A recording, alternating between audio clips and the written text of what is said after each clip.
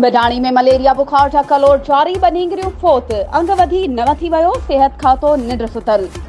ख़बर मूजिब बडाणी वेझो ॻोठ मोहम्मद उमर भुट्टो में 9 साला नींगरी नसीमा थी इलाही बख्श भुट्टो मलेरिया बुखार में मुब्तला हुअण सबब फोत थी वई।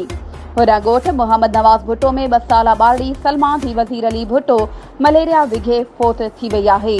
जॾहिं त मलेरिया बुखार ऐं गैस्ट्रो में फोत थींदड़नि जो अंग वधी न थी वियो आहे। सिहत खातो अघूर निंड सुतल, जॾहिं त फोत थींदड़ नींगरिन जे घर अंदर कोहराम मतल आहे।